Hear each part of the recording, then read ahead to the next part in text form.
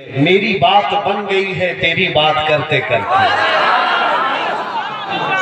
اس مسئلے کو سمجھ کر کے چلو اے سنی مسلمانوں، ایک فارمولہ میں آپ کو دے دیتا ہوں۔ عزت چاہتے ہو دنیا میں، سرفرازی بلندی چاہتے ہو تو ایک اس جملے پر عمل کر لو، ان کی بات کرو ہر دل پہ راج کرو۔ جب تک اس نبی پاک صلی اللہ علیہ وسلم کی وفاداری ہوگی، رب تبارک و تعالیٰ تمہارے نام کو کبھی جھکنے نہیں دیتا، کبھی تمہیں مرنے نہیں دیتا تمہارے نام۔ آج آپ کے سامنے صرف میں دو چند باتیں نصیحتاً عرض کر کے جاؤں۔ قرآن میں اللہ تعالیٰ فرماتا ہے اسلام کے علاوہ جو دوسرے دین کی طرف رخ بھی کیا یا ڈھونڈنے کی کوشش کیا، قیامت کے دن اس کا لایا ہوا کوئی دین قبول نہیں ہوگا، اور آخرت میں وہ سب سے بڑا گھاٹا اٹھانے والا ہے، نقصان اٹھانے والا ہے۔ دین اس سرزمین پر اللہ نے فرمایا رضیت لکم الاسلام دینا، میں تمہیں اسلام دے کر دین کے اعتبار سے راضی ہوا۔ اللہ جس دین سے راضی ہوا، تم اپنے گریبان میں جھانک کر کے دیکھو کیا تم بھی اس دین سے راضی ہو یا نہیں؟ یہ آج کے زمانے کا سب سے بڑا مسئلہ ہے۔ ان کی بات چھوڑو، میں آپ سے بات کرنا چاہتا ہوں۔ تمہارے اندر اتنا جذبہ ہونا چاہیے کہ زندگی کا ہر پل تم اس فخر میں گزارو کہ اللہ نے مجھے مسلمان بنایا۔ اس فخر کے ساتھ جیو۔ جب تک تمہارے اندر اس نسبت کا فخر نہیں آتا، گویا کہ تم دین کو ہلکے میں لے رہے ہو۔ تم دین کے متعلق آج جیسے کہ دجالی میڈیا یہ پھیلا چکی ہے، مسلمان مسلمان مسلمان، اسلام اسلام اسلام، اتنا تنقید کرو کہ مسلمان دین کا نام لینے سے گھبرانے لگ جائے، وہ اپنے آپ کو چھپانے لگ جائے، جیسے اب تم چھپانے لگ گئے۔ کبھی داڑھی کو نکال کر پھینک دو، کبھی ٹوپی کو چھپا دو، تمہیں یہ لگنے لگ جائے گا کہ مجھے لوگ پہچان لیں گے تو پھر کہیں گے ملا جی ہے یہ، پھر کہیں گے یہ جو ہے پرانے زمانے کے مسلمان ہیں، مولانا ہیں۔ جیسے آج تانا دے دے کر کے کہا جاتا ہے، یہ حدیث پاک ہے، میرے آقا صلی اللہ علیہ وسلم نے فرمایا قیامت کے قریب لوگ تمہیں اسلام پر تانا دیا کریں گے، یہ دیکھو یہ مسلمان ہے، اسلام پر تانا دیں گے۔ وہ زمانہ آ چکا، جس بھی میڈیا کے چینل کو کھول کر دیکھ لو، ان کے ہاں گدھوں کو بٹھا کر کے اسی پر ڈیبیٹ کیا جاتا ہے، یہ مسلمان یہ مسلمان۔ ان کو برقع گڑتا ہے، کبھی داڑھی چبھتی ہے، ان کو مسجدوں کے مینار گڑتے ہیں، یہی سارے ڈیبیٹ ہیں۔ آج اس زمانے میں میرے عزیزو تمہارا کرتویہ کیا ہونا چاہیے، تمہارا کردار کیا ہونا چاہیے؟ جب یہ بھونکنے لگے تو کیا تم اپنے آپ کو چھپا کر کے بیٹھ جاؤ گے؟ ہرگز نہیں۔ یہ زمانہ ہے، میدان میں اترو اور انہیں پکار کر کے کہو الحمدللہ میری نسبت میرے نبی سے کل بھی تھی اور آج بھی ہے، اپنا سب کچھ گنبد خضرا کل بھی تھا اور آج بھی ہے۔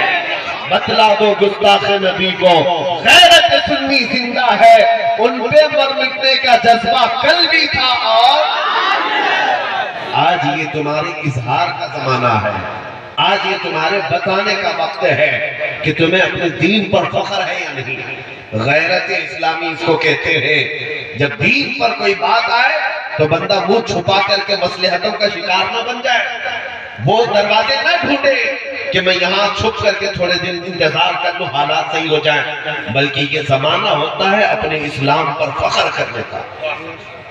اور سیدنا عمر بن خطاب رضی اللہ تعالیٰ عنہ نے یہ سکھایا ہے، انہوں نے کہا کہ اللہ تبارک و تعالیٰ نے ہمیں جو عزت دی ہے وہ ہمارے چہرے کی وجہ سے نہیں، وہ میرے مصطفیٰ کی غلامی کی وجہ سے۔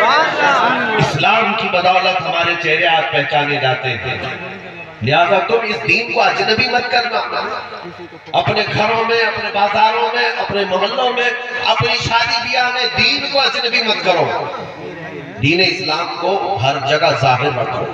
آج کسی بھی ایک آنکھ والے کو بھی بلا کر رات میں پوچھے کہ یہ مجمع کس کا ہے، تمہارا چہرہ دیکھ کر کے وہ پکارے گا یہ مدینے کے گنبد خضرا سے ملے ہوئے فیض کا مجمع ہے۔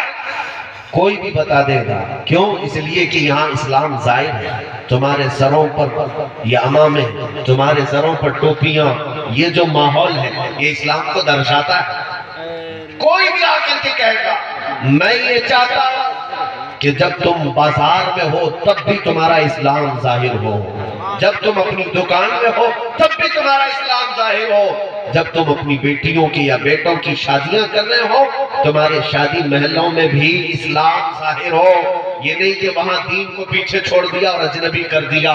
اسی لیے میرے عزیزو آج جو حالات ہمارے آئے ہیں تم خود فخر کرنا چھوڑ دو، فخر کرنا چھوڑ دو. میں اپنی تعریف کے لیے نہیں کہتا. دلی میں گیا تھا جب یہ مسئلے چل رہے تھے NRC وغیرہ کے معاملہ، پکڑ دھکڑ بھی چل رہی تھی، اور کچھ علماء میرے ساتھ تھے. جا رہے تھے شاہین باغ، تو مجھے جو لے جانے والے تھے ان میں سے کسی نے کہا کہ حضرت جائیں گے یہاں سے وہاں تک ٹیکسی میں جائیں گے، کار میں جائیں گے، بیچ میں کئی جگہ ناکہ بندی ہے، چیکنگ پوائنٹ ہے، لہذا علماء کو خاص طور پر ٹارگٹ بنا دیا جائے گا. آپ کیوں جا رہے ہیں؟ اسپیچ کرنے جا رہے ہیں؟ کیا کرنے جا رہے ہیں؟ یہ اتنا بڑا آپ کا عمامہ ہے، اتنا بڑا جبہ ہے، یہ پہن کر کے جا رہے ہیں، اس کو اتار کر کے سادے لباس میں جائیں. میں نے کہا نہ، آج تو بالکل نہ اتاروں گا، آج تو بالکل نہیں اتاروں. آپ کو خوف کس بات کا ہے؟ پکڑ کر لے جائیں گے. مجھے اسی بات کا انتظار ہے جس دن یہ پکڑ کر لے جائیں میرے جسم پر سنت رسول لسجی ہوئی. جس دن ہم دنیا سے جا رہے ہیں یہ تمنا کر کے جائیں کہ میرے آقا کی سنتیں میرے جسم پر ظاہر ہو، اسلام مجھ میں دکھتا ہو، مجھے لے کر کے جا رہے ہو اور اس وقت یہ افسوس نہ ہو.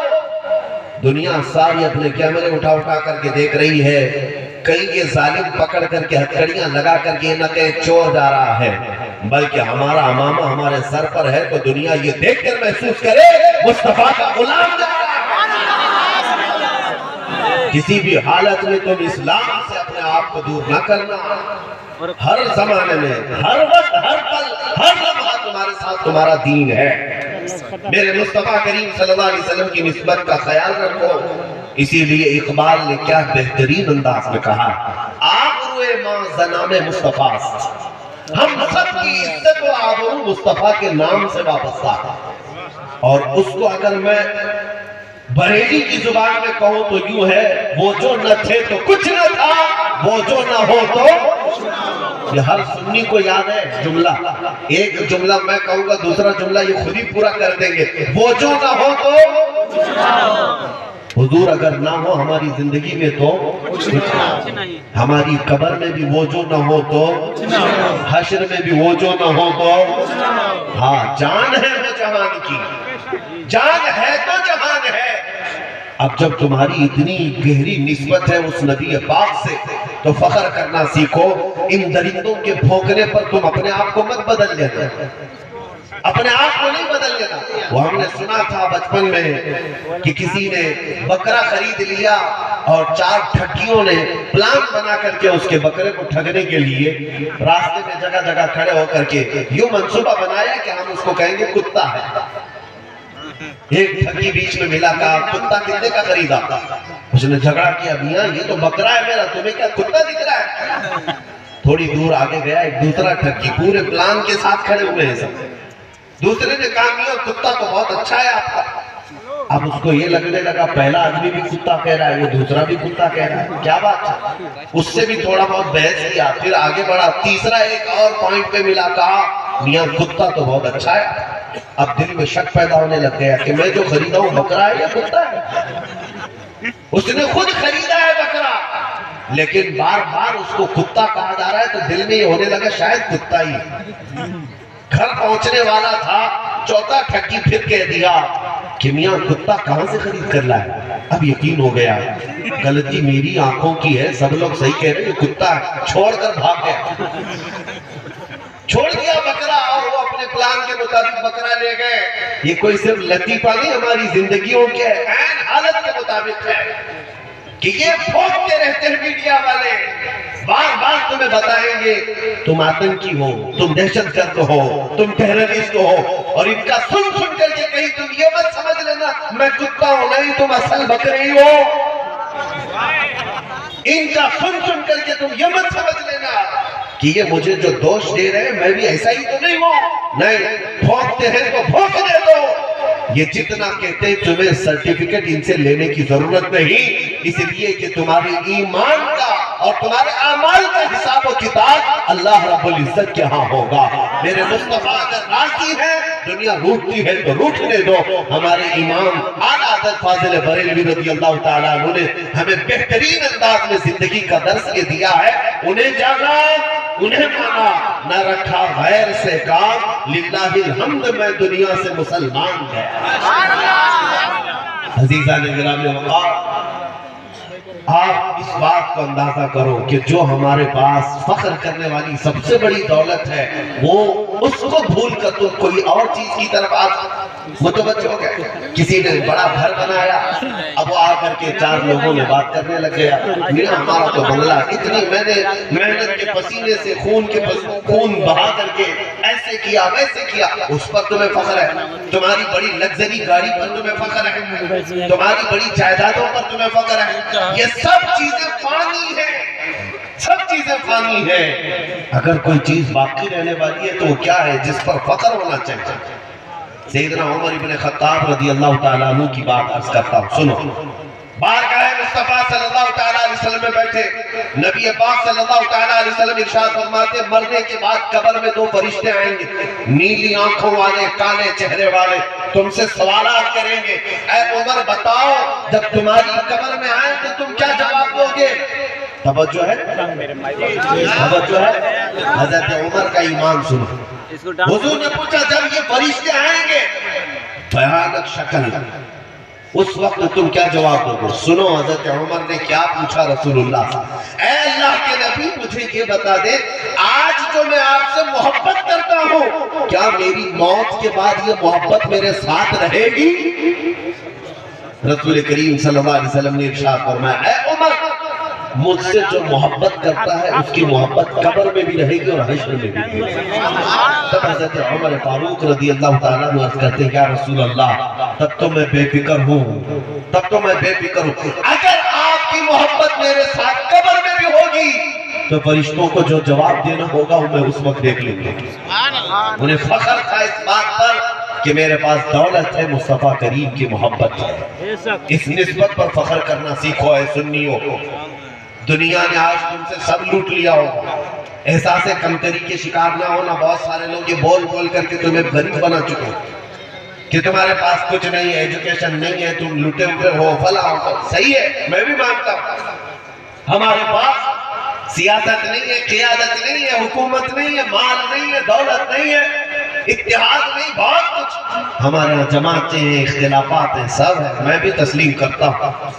بلکہ سپریم کورٹ کے ججز بھی یہ پوری رپورٹ دائر کیے ہوئے مسلمانوں کی حالت بہت بدتر ہے ہندوستان میں۔ لیکن آپ کو میں ایک نکتہ بتاؤں، یہ قوم پورے ہندوستان میں صرف 14% ہے ان کی تعداد کے اعتبار سے، 14%، اور حالات یہ ہے اکثر غریب، ان کا کوئی نمائندہ نہیں ہے، ڈھنگ کا کوئی لیڈر نہیں ہے، ان کے پاس کوئی ڈھنگ کی تنظیم نہیں، ان کے پاس اسباب نہیں، ڈپارٹمنٹ میں ان کی نمائندگی نہیں، حکومت میں ان کے عہدے نہیں ہیں۔ پھر میں آپ سے پوچھتا ہوں، یہ رپورٹ تو ہے، سچر کمیٹی کی رپورٹ ہے، سری کرشنا رپورٹ ہے، جس میں مسلمانوں کے حالات بتائے گئے، لیکن مجھے اس وقت یہ احساس ہوتا ہے جب اتنی بکھری ہوئی یہ قوم ہے تو یہ میڈیا میں 24 گھنٹے ہم پر ہی ڈسکس کیوں ہوتا؟ یہ اتنی غریب قوم ہے، اتنی کمزور قوم ہے، تو ڈیبیٹ میں سارا کا سارا نظام ہم پر کیوں چلتا ہے؟ کتنے چینل ایسے ہیں جن میں ہمارا نام لیے بغیر دکان نہیں چلتی؟ میں صحیح کہہ رہا ہوں؟ جو بھی چینل کھولو اذان، ہاں اذان، نماز پڑھ رہا تھا کوئی برقعے والی خاتون ہے، کوئی کالج گئی بیچاری، 7 کیمرے اس کی طرف آ گئے، کوئی ایک داڑھی والا کوئی مسلمان نظر آ گیا، اس کے لیے سارے کیمرے اس طرف آ گئے۔ 24 گھنٹہ یہ نظام اس غریب قوم پر کیوں ہے؟ ایک طرف تم رپورٹ دیتے ہو کہ بہت بکھری ہوئی ہے، بہت ہی بدتر حالت سے گزر رہے ہیں، ایجوکیشن کی کمی ہے، سیاست میں نہیں، حکومت میں نہیں، عہدوں میں نہیں، لیکن تمہاری ڈیبیٹ میں ہم کیوں ہیں؟ ہم کیوں ہیں؟ اس کو سمجھنا ہو تو سنو، اقبال نے کہا تھا کچھ بات تو ہے کہ مٹتی نہیں ہستی ہماری، کچھ بات تو ہے کہ مٹتی نہیں ہستی ہماری، صدیوں رہا ہے دشمن دور زماں ہمارا، اور وہ دولت کیا ہے جس سے پوری دنیا خوف زدہ ہے اور تمہیں بار بار ٹارگٹ بناتی ہے، وہ یہی ہے توحید کی امانت سینوں میں ہے ہمارے، توحید کی امانت سینوں میں ہے ہمارے، اور اس کو تھوڑا سا تبدیل کروں تو یوں بھی عرض کروں عشق رسول کی امانت سینوں میں ہے ہمارے، آسان نہیں مٹانا نام و نشاں ہمارا، یونان و مصر روما سب مٹ گئے جہاں سے، باقی مگر ہے اب تک نام و نشاں ہمارا۔